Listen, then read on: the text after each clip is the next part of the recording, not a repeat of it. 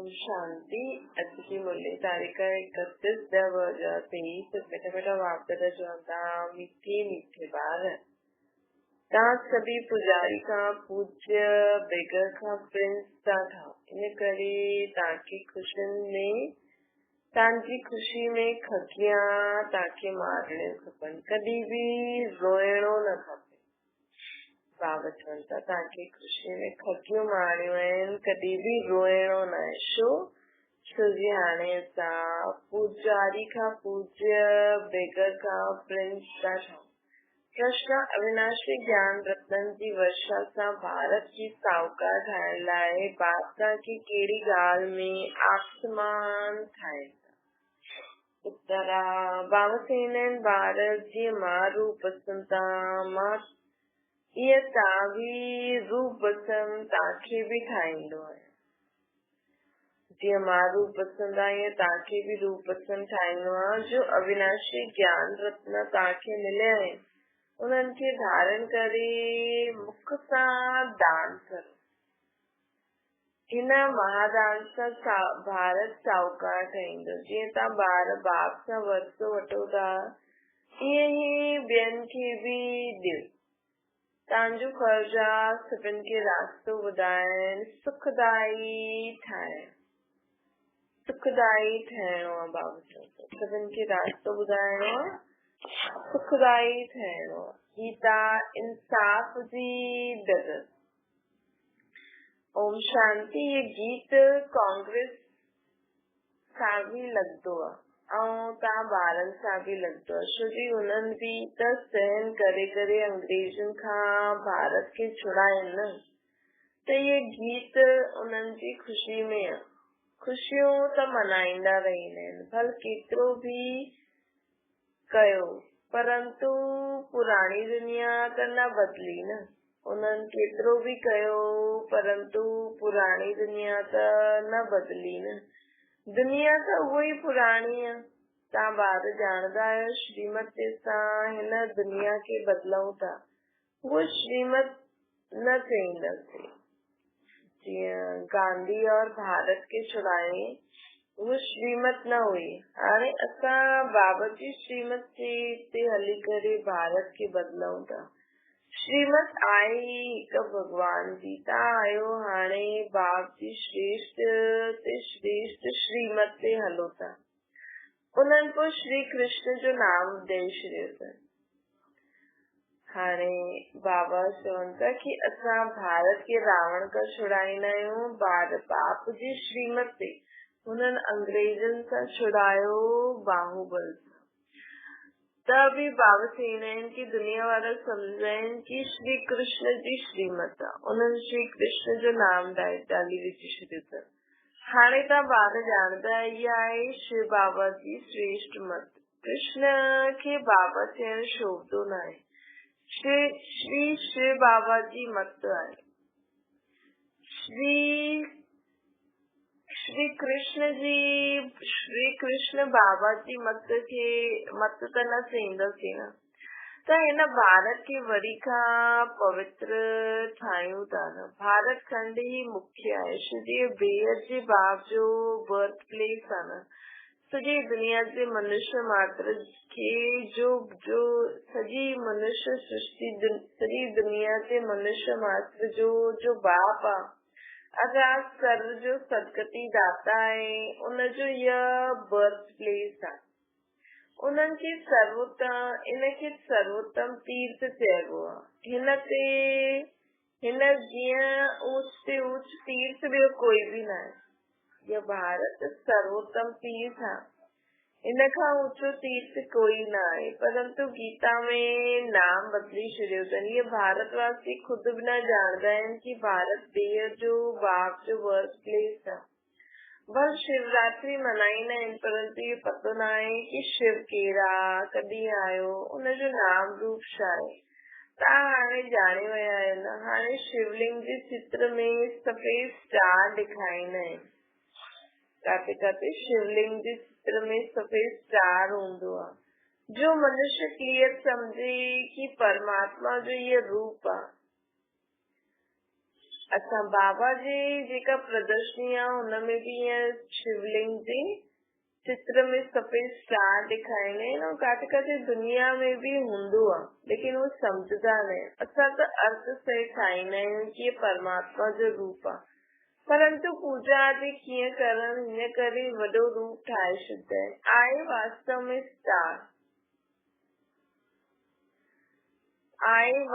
में स्टार, बाबा जौहरी भी आहे न, बाबा खे मालूम आहे हिकु पत्थर भी हूंदो आहे जेके स्टार रूबी, स्टार फाइन माणिक, स्टार नीलम आदि चइबो।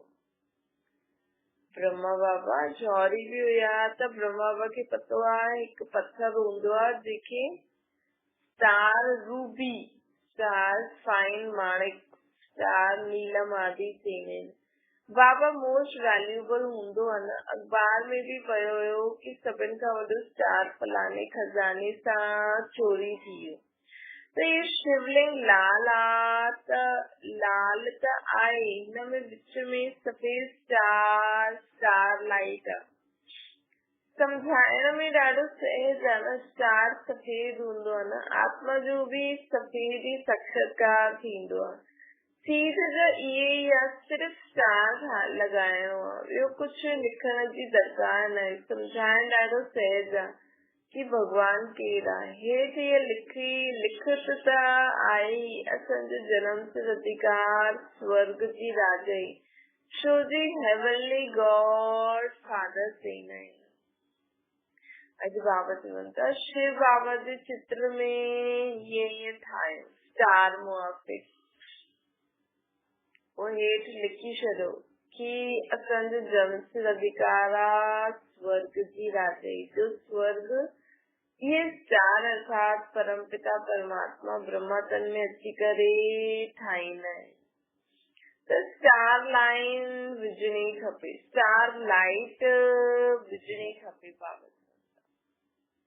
बाबा चवनि था स्टार लाइट विझणी खपे। हाणे बाबा डायरेक्शन ॾियनि था न, झटि कम में लाइणो खपे।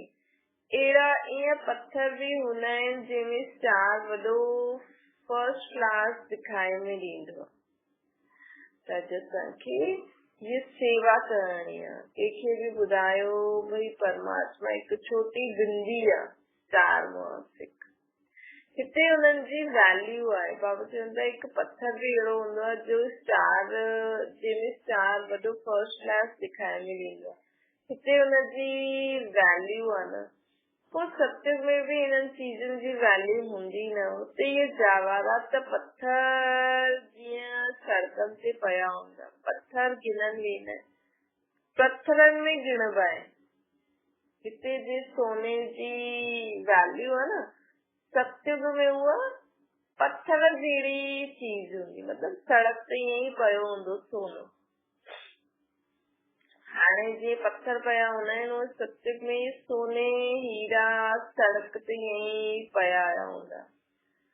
पोइ हिन सत्युग में हिन चीजनि जी वैल्यू हूंदी न। हुते जवाहरात त पत्थर गिणबा आहिनि, पत्थर में गिणबा आहिनि, महलनि में लॻाईंदा रहंदा आहिनि। ये दुनिया हाणे बदिले थी न। तव्हां ॿार ॼाणंदा आहियो स्वर्ग जो मालिक थियण लाइ बाप खां वस्तु था वठूं, पढ़ूं था। जेतिरो जो पढ़ंदो ओतिरो उच्च पद पाईंदो। पढ़णो पोइ पढ़ाइणो भी आहे, यानी आसमान ठाहिणो आहे। असांखे बाबा जी सेवा भी करणी आहे। अगरि कंहिंखे नथा ॿुधाए सघो त रोज़ मुरली जोर सां पढ़ो। रोज़ मुरली अगरि असां पढ़ंदासीं न त भी ज्ञान रत्न असांजे मुख सां निकिरंदा आहिनि, त उहो भी वातावरण में फैलंदा आहिनि, त उहो भी दान थी वियो। पढ़णो पोइ पढ़ाइण भी आहे, यानी आसमान ठाहिणो आहे, तॾहिं ही उच्च पद पाए सघंदासीं। पाण सम्झंदा आहिनि असां ब्राह्मण आहियूं, असांखे सच्ची यात्रा सिखलाइणी आहे। हर हिक खे बाप जो परिचय ॾियणो आहे। अॼु बाबा सेवा जे लाइ था चवनि। कोई भी मनुष्य मात्र बाप खे न ॼाणंदा आहिनि। बाप त आहे ई हिकु, बाक़ी सभिनि खे पंहिंजो पंहिंजो पाठ मिलियो आहे। हिकु आत्मा जो पाठ न मिले ॿिए आत्मा। आत्मा त अविनाशी आहे न, हुनजे रूप में कोई फर्क न हूंदो आहे। शरीरनि में फर्क आहे ऐं हर हिक आत्मा जे पार्ट में फर्क आहे, लेकिन हर आत्मा निराकार ज्योतिर्बिंदु आहे। रूप हिकु ई आहे, साइज हिकु ई आहे, पी हिकु ई आहे, लेकिन पार्ट अलग अलग आहे। हर आत्मा के शरीर अलग अलग मिलियल आहे। हर आत्मा, हर हिक आत्मा जो स्टार लाइट आहे उनमें अविनाशी पार्ट भरियल आहे न, इम्पेरिशेबल पार्ट आहे। ये ॻाल्हियूं बि तव्हां ई ॼाणदा आहियो नंबरवार पुरुषार्थनि सां। जीअं आत्मा आहे, ॻाईंदा बि आहिनि, चमकदो आहे ध्रुकुटी जे विच में अजब सितारो। केतिरो नंढो सो स्टार आहे, हुनमें 84 जन्मनि जो पाठ भरियल आहे। सोचो एॾी नंढी सी चीज जो अखियुनि सां नथी ॾेखारे में अचे, हुनमें 84 असांखे हर सेकेंड जो पाठ भरियल आहे। इहे ॻाल्हियूं जॾहिं ॿुधंदव त ॾाढी आफ़रीन ॾींदा, माण्हू जॾहिं ॿुधंदा त ॾाढी आफ़रीन ॾींदा कि बरोबर इन्हनि खे त पढ़ाइण वारो उहो ई परमात्मा आहे। तव्हांखे त सभिनि खे पढ़ाइणो आहे न, बल्कि क्रिश्चियन माण्हू अंग्रेजी ॼाणण वारा आहिनि, तव्हां हिंदी में ॻाल्हाईंदा आहियो, पोइ इंटरप्रिटेटर रखी छॾो जो इंग्लिश में ट्रांसलेट करे उन्हनि खे ॿुधाए। उन्हनि वटि इंटरप्रेटर अर्थात भाषा के परिवर्तन करण वारा हूंदा आहिनि। बाप जो परिचय त ॾियणो ई आहे न, असांखे बाप जो परिचय त सभिनि खे ॾियणो ई आहे। जीअं बाप दुख त सुख करता आहियूं, तव्हां ॿारनि खे बि ठाहिणो।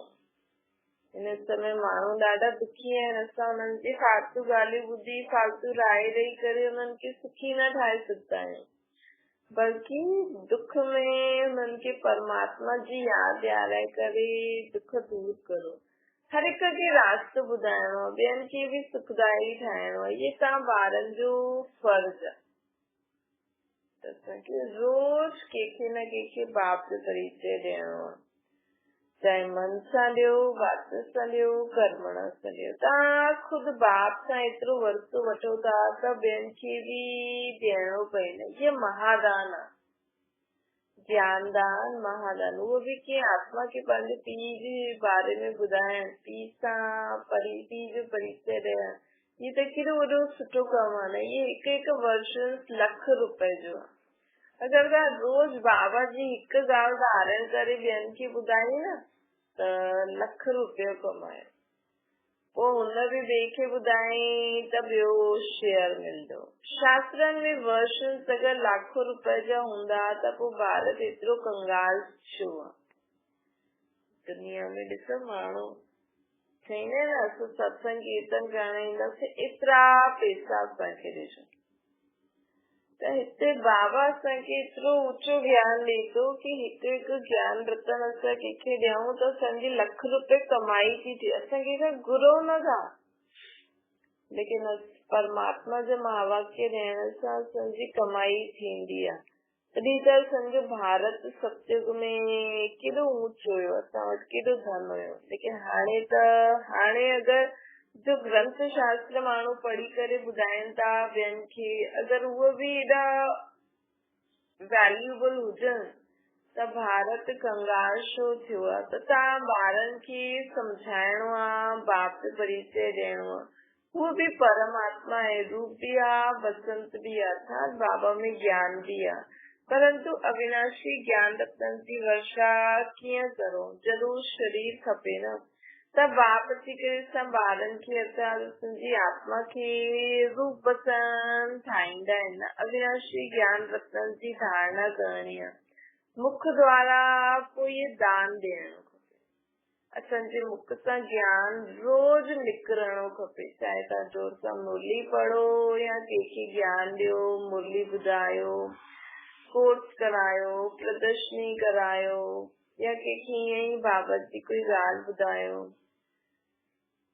त ज़रूर मुख सां ज्ञान निकिरणो खपे। जंहिं रत्ननि जो कोई मूल्य न करे सघंदो आहे। मथे में हिकु कहानी आहे जो ये धारणा करणी आहे।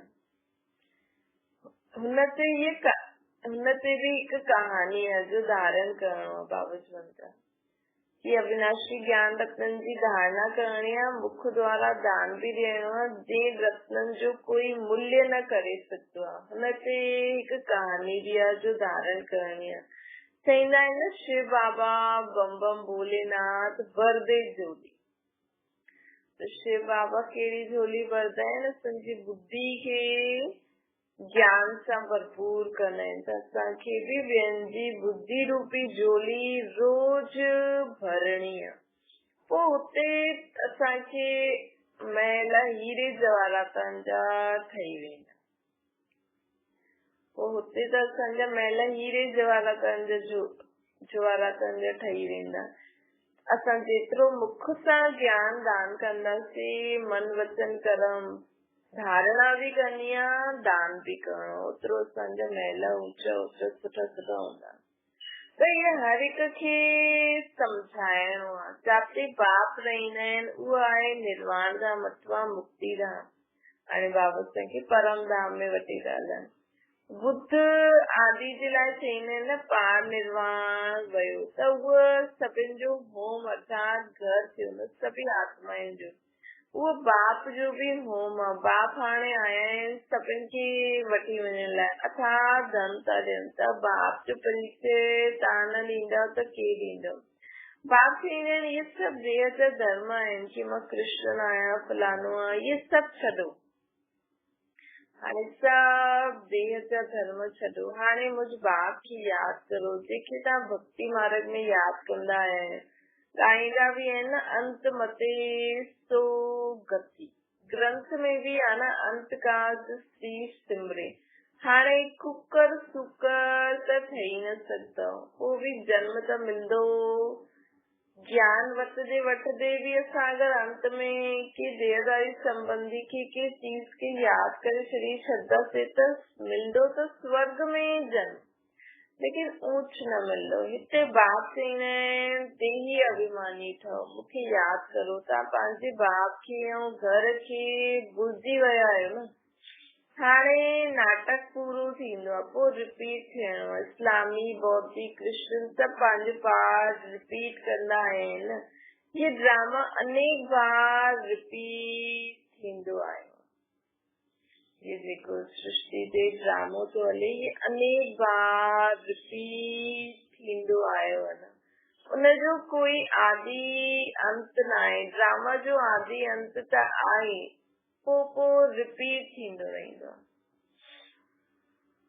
बाबा चवंदा कि हिन ड्रामा जी आदि अंत त आहे, लेकिन असां इहे टाइम वाइम कुझु ॿियो कुझु न पतो आहे, बस ये रिपीट थींदो रहंदो आहे ऑटोमेटिकली। हाणे कहिड़ी तारीख़ कहिड़ी समय कलयुग ख़तम थींदो इहे त टाइम त न ॿुधाए सघंदा आहियूं, लेकिन त बि चईंदा आहिनि न हाणे अंत आहे पोइ सतयुग ईंदो, त ऑटोमेटिकली रिपीट थींदो रहंदो। इहे ॻाल्हियूं जेके सम्झाई हुई सम्झी हुई हूंदी, उन्हनि खे ॿियनि खे सम्झाइणो पए कि अची करे बाप खे ॼाण। बाप खे न ॼाणण सां मनुष्य आत्मन थी विया आहिनि। हाणे सम्झो पियो पॉप चईंदो आहे कि लड़ाई न करो, त बि उहो मञदा थोड़ी क्रिश्चन माण्हुनि जो वॾो पोप आहे न। क्रिश्चन माण्हुनि जो वॾो पोप आहे, सभिनि जो गुरु आहे। क्रिश्चन धर्म में हर धर्म जो पंहिंजो पंहिंजो गुरु आहे। पोइ गुरु जी मत ते छो न हलंदा आहिनि? इहे कोई जी बि ॻाल्हि मञण वारा न आहे। सभु चईंदा आहिनि असांजो इहो धर्म असांजो गुरु इहो, त बि उहो हुनजी ॻाल्हि न मञंदा आहिनि। बाप ही अची करे मत ॾींदो आहे त सभिनि खे सम्झाइणो। हाणे जॾहिं असां चईंदा आहियूं न भई परमात्मा सां कीअं चईंदो आहे, त माण्हू जे कन में ॻाल्हि ज़रूर वेंदी आहे, ॿुधंदा आहिनि। लेकिन अगरि असां ख़ुदि वेही करे उन्हनि खे पंहिंजे हिसाब सां सम्झायूं त मुश्किल आहे। चईंदा न बाबा ईअं चई, ॿियनि खे ॿुधायो परमात्मा ईअं चई। असां ब्राह्मण ॿार चईंदा आहिनि बाबा ईअं चई। बाबा शब्द सां आत्मा सम्झदी आहे, परमात्मा शब्द सां आत्मा सम्झदी आहे। धीरे धीरे सब धर्म वारा समझदा। कल भी बाबा चई न हाणे धीरे धीरे तव्हांजा मित्र संबंधी भी तव्हांजा मित्र थींदा वेंदा, तव्हांजा संबंधी तव्हांजा मित्र थींदा वेंदा धीरे धीरे। अॼु बाबा चवनि था धीरे धीरे सब धर्म वारा समझदा। पहिरियों तव्हां सिर्फ़ सिंधी हुयो, हाणे सभु अचण लॻी आहिनि। कृष्ण खे बि बाप जो परिचय ॾियणो खपे, जंहिंसां उहो बि बाप सां वरतो वठण जे हक़दार थी वञे। इन्हनि में थकणो न खपे। हीअ प्रदर्शनी त ॾाढी जोर सां हलंदी न। सर्विसेबल ॿारनि जे मथां सर्विस जी ॾाढी जिम्मेवारी आहे। उहे ई दिल ते चढ़ंदा आहिनि, पोइ उहे ई तख़्त ते सवार थींदा आहिनि। त कीअं बि सर्विस करो, मन वचन कर्म तन मन धन सां। मादानी ठहिणो आहे, पोइ यादि करिणो आहे बाप खे। उहो इंश्योर कंदा आहिनि ॿिए जन्म जे लाइ। ईश्वर अर्थ व कृष्ण अर्थ दान करना है न। वास्तव में कृष्ण त आहे ई साहूकार, उन्हनि खे त दान वरितो आहे, बाप खां वरितो अथई। तो कृष्ण जी आत्मा भी परमात्मा खां दान वरितो अथई। स्वर्ग जो प्रिंस ठहियो त स्वर्ग स्थापन करण वारे खां वरितो अथई न शिव बाबा खां। परंतु कीअं वरितो अथई कंहिंजी बुद्धि में न वेंदो आहे। बाप ही कृष्ण खे भी वरितो ॾींदा आहिनि। वरिते खे ही दान भी चइबो आहे न। कन्या दान कंदा आहिनि। हाणे बाप चईंदा आहिनि मां तव्हांखे अविनाशी ज्ञान रत्न जो दान करण आयो। बाबा खे अविनाशी ज्ञान रत्न जो दान करण आयो आहे। हिन जे लाइ प्रबंध रचणो पए, भल ख़र्चो थिए हर्जो न आहे।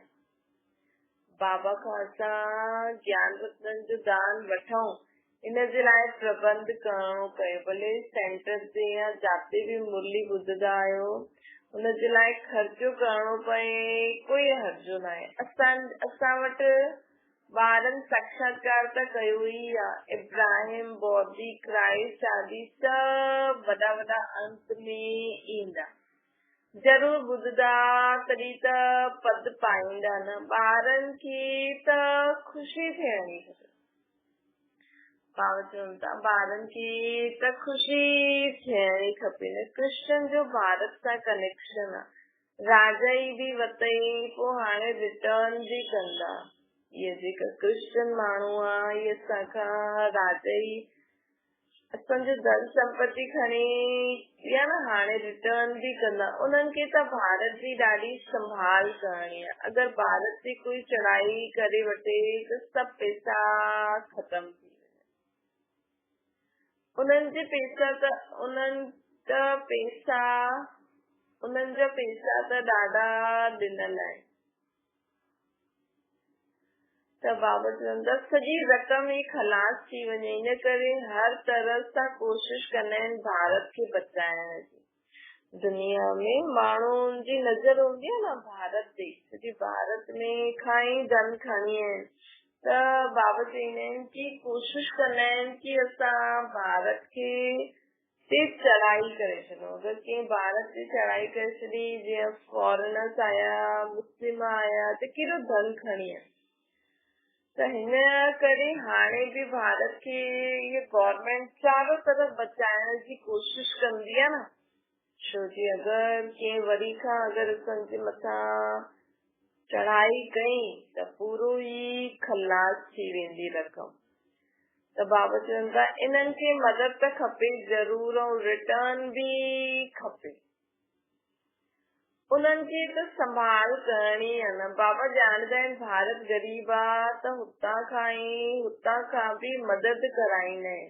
मतिलबु इहे जेका फॉरेनर्स असांजी मदद कंदा आहिनि, इहे बि बाबा ई कराईंदा आहिनि मथे वेठे वेठे, ऐं ख़ुदि बि अची करे मदद ॾींदा आहिनि न। हाणे उहे मदद ॾियनि था, ऐं भविष्य जे लाइ पोइ बाप बि हाणे दुनिया वारा बि भारत खे मदद ॾींदा आहिनि न। हाणे शिव बाबा भी भारत खे मदद ॾियण आयो आहे भविष्य जे लाइ। त ॾाढो सुठो हिकु मंडप ठाहे करे उते सभु कृष्ण खे निमंत्रण ॾियो। अॼु बाबा चवनि था कृष्ण खे निमंत्रण ॾियो। केतिरा सुठा सुठा चित्र आहिनि, इनमें सॼी नॉलेज आहे। दिन प्रतिदिन बुद्धि जो तालो खुलंदो वेंदो आहे। तव्हां ॼाणदा आहियो नंढी आत्मा में केतिरो भारी पाठ भरियल आहे। साइंसदान बि हिन ॻाल्हि ते वॾो वंडर खाईंदा आहिनि। साइंसदान बि सम्झंदा आहिनि कि कोई असांखे प्रेरंदो आहे। जेको दुनिया में माण्हू बॉम्ब शादी ठाहींदा आहिनि न, उहे बि सोचदा आहिनि कि कोई असांखे प्रेरणा थो ॾे कि ईअं ठाहियो। छो जी बाबा चवंदा आहिनि अंत में मुंहिंजे ॿारनि खे तकलीफ़ न थिए त सेकेंड में सभु कमु खलास थी वञे। त अहिड़ा बॉम्ब ठाहिण लाइ बि बाबा ई प्रेरणा ॾींदा आहिनि। विनाश त थियणो आहे, इहे ड्रामा में नूंद आहे। शंकर जी कोई ॻाल्हि न आहे, इहे त निमित करे करे नाम रखियो आहे। नेचुरल क्लाइमेटीज़ बि थियणी आहिनि। इहे ॻाल्हियूं ॿुधण सां उहे ॾाढा ख़ुशि थींदा, तव्हांखे ॾाढो थैंक्स ॾींदा। छो कि क्रिश्चन माण्हुनि जी न बुद्धि सुठी आहे। उहे ॼाणदा आहिनि कि दुनिया हाणे ख़तम थियण वारी आहे। त अगरि असां उन्हनि खे ज्ञान ॾींदासीं न त उन्हनि खे झटि सम्झ में अची वेंदो इहे बरोबर सही था चवनि। ॾाढा फॉरनर्स ईंदा, घर वेठे ईंदा त दान ज़रूर ॾियणो आहे न। त बाबा चवंदा आहिनि अगरि तव्हांजे घर में बि कोई बि अचे थो, कोई बि तव्हां सां मिले थो त ईअं न सम्झो मूंसां मिलण आयो आहे। पंहिंजे देह अभिमान में न अचो। तव्हां हाणे पंहिंजे बाप जो संतान आहियो त तव्हांखां बाबा जो कोई न कोई दान वठण था अचनि। छो जी तव्हां वटि बाबा जो ॾाढो धन आहे। त जेका माण्हू धन खे दान कंदा आहिनि उहो सुठो मञंदा आहिनि हुनखे, ऐं जेका न कंदा आहिनि त हुनखे चवंदा आहिनि कंजूस आहे। ईअं ई बाबा चवंदा कि तव्हांजी बुद्धि में जो बाबा जो ज्ञान आहे उनखे दान करो, चाहे मन सां, चाहे वाच सां, चाहे कर्मणा सां। पंहिंजे लाइ त हिन समय सभु आर्फन कंगाल आहिनि, भले स्थूल धन आहे लेकिन वैसे सभु कंगाल ही है। सभी तो भगवान के चीन है, ये भगवान ये दे सॼी दुनिया छोरा और छोरियूं आहिनि। छोकी फादर मदर जो ही परिचय न आहे न। त तव्हां विश्व जा मालिक चाहींदा आहियो त बाप खे सर्विस जो बि, त ॿारनि खे सर्विस जो बि नशो हुजणो खपे। अॼु असांखे इहो धन दान करण सां वधंदो आहे। बाक़ी धन दान करो त घटि थींदो वेंदो, लेकिन इहो धन दान करण सां वधंदो आहे। त बाबा चवनि था तव्हां विश्व जा मालिक चाहींदा आहियो त तव्हांखे सर्विस जो बि नशो हुजणो खपे। तार बि ॾींदा आहिनि कि अची करे सम्झो बाबा आहिनि सभी आत्माउनि खे वठी वञण लाइ। आत्मा ख़ुशि थींदी आहे, बरोबर हाणे नाटक पूरो थियो, हाणे बाबा आहिनि असांखे वठी वञण लाइ। पोइ असां सुखधाम में ईंदासीं। अॼुकल्ह पुजारी ठही बाप खे यादि कयो, हाणे पूज्य ठहिणो आहे। त ख़ुशी में खगियूं मारणियूं खपनि। बाबा सां असांखे हाणे ख़ुशी में खगियूं मारणी खपनि। ख़ुशी न हुजण सां पोइ रोईंदा रहंदा आहिनि। जो बाप जो रोईंदा आहिनि सो खोईंदा आहिनि। बाबा जी जो ऊचो ज्ञान मिलियो त कॾहिं बि कंहिं ॻाल्हि में रोइणो न आहे। हा, ईअं सुख ॾियण वारे बाप जी यादि में प्रेम जा आंसू अचनि त उहो माला जा दाणा थी वेंदा। बाबा खे यादि करे प्रेम जा आंसू रोयो त उहो माला जा दाणा थी वेंदा। बाप जी श्रीमत सां श्रेष्ठ ठहींदा आहिनि। इहे बाप बि चईंदा आहिनि कदम कदम ते शिव बाबा जी मथे हलणो आहे। श्रीमत ही श्रेष्ठ आहे न, वॾी ऊची पढ़ाई आहे। सीतन ते मनुष्य वेंदा आहिनि, ॾाढी कठिनाइयूं साम्हूं ईंदियूं आहिनि। अॻियां त पैदल वेंदा हुया, हाणे गवर्नमेंट सेस करे छॾियो अथई। त बाप सम्झाईंदा आहिनि कदम कदम ते श्रीमत ते हलणो आहे। सावधानी सां नशे चढ़ो, सावधानी सां चढ़ो त चाखे वैकुंठ रस। अगरि सावधानी सां हलंदा रहंदासीं त असांखे वैकुंठ जो सुख मिलंदा। ऐं अलबेला थी हलंदासीं त किरी पईंदासीं, पोइ चकनाचूर थी वेंदासीं। कदम कदम ते राय वठणी खपे। कदम कदम ते राय वठणी खपे। चिठी लिखो शिव बाबा थ्रू ब्रह्मा अथवा ब्रह्म कुमारियूं त शिव बाबा यादि कयो। शिव बाबा खे चिठी लिखो या ॻाल्हि ॿुधायो। अगर तव्हां कंहिंखे बि ॻाल्हि ॿुधाईंदा न कि ब्रह्मा कुमार कुमारियुनि खे बि, त ईअं न सम्झो कि मां हिनखे ॻाल्हि थी ॿुधायां, सम्झो मां त शिव बाबा खे ॻाल्हि थी ॿुधायां। अगर तव्हांखे आदत आहे कंहिंखे ॿुधाइण जी, छो जो शिव बाबा ॿुधंदो हुयो पहिरियों ब्रह्मा द्वारा, हाणे कोई अहिड़ी योग युक्त आत्मायूं हूंदियूं आहिनि न, उन्हनि द्वारा बाबा तव्हांजी ॻाल्हि ॿुधनि। अगर तव्हां बाबा खे डायरेक्ट नथा मन बुद्धि लॻाए सघो त तव्हां जंहिंखे बि ॿुधाईंदा आहियो न, जेकी योग युक्त सुठी आत्मा हूंदी आहे, त ईअं सम्झो मां हिननि द्वारा शिव बाबा खे थी ॿुधायां। त शिव बाबा थ्रू ब्रह्मा अथवा ब्रह्मा कुमारियूं, त शिव बाबा यादि पए। मुरली बि बाबा जी ॿुधंदा आहियूं त ॿुधाइण वारो कोई बि हुजे, लेकिन सम्झणो खपे शिव बाबा जी ॻाल्हियूं मां ॿुधां थी हिननि द्वारा। परंतु ॾाढा बार लिखण में भुलिजी वेंदा आहिनि। हिकु ॾींहुं सभिनि जी बुद्धि जो तालो जरूर खुलणो आहे। ये तो सभु आत्मायूं आहियूं, असांजो पीउ परमात्मा आहे। केॾो सुठो समय हूंदो न, उन समय बाबा जी पूरी माला तैयार थी वेंदी। बाबा चवनि था ॿारनि खे सर्विस जो ॾाढो शौक़ु खपे, सर्विस ॾाढी करणी आहे। इहे बि ड्रामा में नून आहे न, ख़र्चो आपे ई ईंदो। अगर असां सर्विस कंदा आहियूं न त असां वटि आपे ई ख़र्चो ईंदो। बाबा चवंदा आहिनि न, मुंहिंजा ॿार मतिलबु असां कंहिं बि रीति सर्विस करणु चाहियूं था त हुनजे लाइ जो बि ख़र्चो आहे उहो बाबा आपे ई ॾींदा आहिनि। अनायास ई सभु कुझु थींदो वेंदो आहे। बात चवंदा आहिनि तव्हांखे 3 पैर पृथ्वी जो मिलण बि मुश्किल आहे। मतिलबु 3 पैरनि ते जो असां वेंदा आहियूं न, 2 पैर ऐं हिकु जॻह वेंदा आहियूं, त ये 3 पैर मिलण बि मुश्किल आहे। हाणे त केॾी जॻह मिले थी न, लेकिन अॻियां 3 पैर पृथ्वी मिलण बि मुश्किल हुई। लेकिन जॾहिं असांखे ईअं हूंदो आहे कि न मूंखे बाबा जो ज्ञान दान करणो आहे, त आपे ई ख़र्चो मिली वेंदो आहे, आपे ई सभु ठीकु थी वेंदो आहे। पोइ बि तव्हां कल्प पहिरियों भारत खे स्वर्ग ठातो हुयो त तव्हांखे मिलंदो ई न। सुठो अच्छा सम्झाईंदा त ॾाढा आहिनि, धारणा बि करणी आहे। जास्ती भारी माल खाइण सां पोइ हजम न थींदो आहे। अगर तव्हांखे कोई ॻाल्हि बाबा जी सम्झ में नथी अचे त हाणे छॾे ॾियो, छो जो उहो भारी बि थी सघंदो आहे। जेतिरो सम्झ में अचे थो उहो धारण कंदा वेंदासीं, बुद्धि जो तालो खुलंदो वेंदो। पोइ हिकु ॾींहुं जो अॼु सम्झ में नथो अचे उहो बि ॻाल्हि सम्झ में ईंदी, छो जी भारी माल आहे न, त हजम कॾहिं कॾहिं न बि थींदो आहे। प्रदर्शनी में भले ईंदा त ॾाढा आहिनि, परंतु हिक खे बि निश्चय न वेंदो आहे कि हिननि खे पढ़ाइण वारो अथवा राजयोग सिखाइण वारो बाप आहे। पहिरियों ये निश्चय विहारणो आहे। तव्हां सम्झाए सघंदा आहियो, ये प्रजापिता ब्रह्मा कुमार कुमारियूं आहिनि, रचयिता त हिकु बाप ई आहे न। बाप सां ई वरसो मिलणो आहे। बाप सां ई वरसो मिलणो आहे। बाप जो जॾहिं जेसिताईं ॿार न ठहे त वरसो न मिली सघे।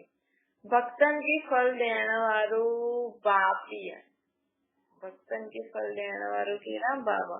एतिरा सभु ब्रह्म कुमार कुमारियूं आहिनि। प्रजापिता ब्रह्मा खे बि क्रिएटर चईंदा आहिनि, त बाबा आहे क्रिएटर। बाबा सां भक्तनि खे फल ॾियण आयो आहे।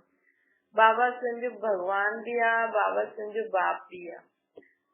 त बाबा चवनि था प्रजापिता ब्रह्मा खे बि क्रिएटर चईंदासीं। हाणे रचना थींदी आहे नई दुनिया जी। भगवान वास्ते मां तव्हांखे राजयोग सिखायां थो, त सदा ये यादि रखो कि बाबा असांखे राजयोग सिखाए थो, ज्ञान दान करनि था, त असांखे बि ॿियनि खे दान करणो आहे।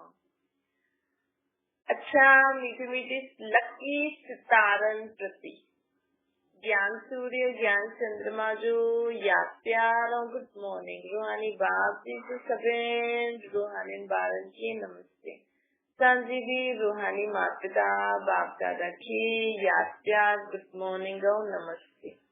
धारणा जे लाइ मुख्य सार बाप जी दिल तक ते वेहण लाइ सर्विस जी जवाबदारी वठो। महारानी जरूर ठहणो आहे। ज्ञान दान करण सां कुझु ख़र्चो थिए त हर्जो न आहे। ॿियो आहे ऊची चढ़ाई आहे, इन करे ॾाढी सावधानी सां हलणो आहे, कदम कदम ते श्रीमत वठणी आहे।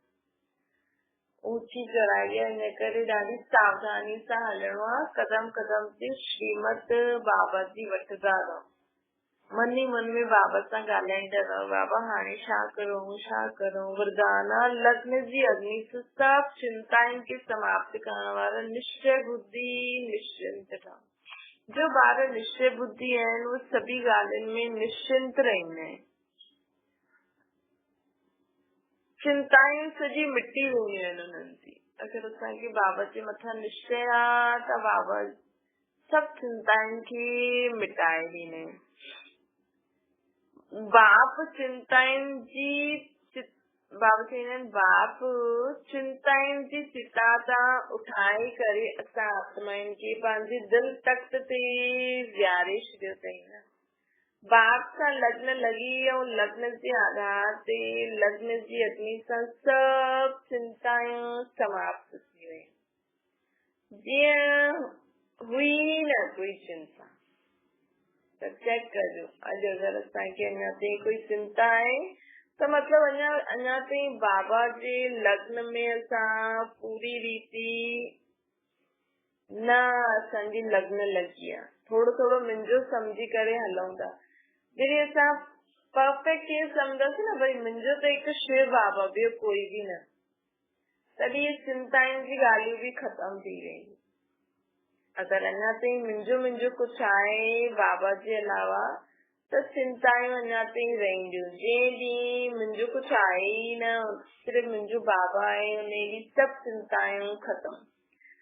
त बाबा चवंदा आहिनि न तन जी चिंता, न मन में कोई व्यर्थ चिंता, न धन जी चिंता। छोकी बाबा त गारंटी कई अथई जेको मुंहिंजो ॿार आहे हुनखे मां अंत ताईं दाल रोटी ज़रूर खाराईंदमि।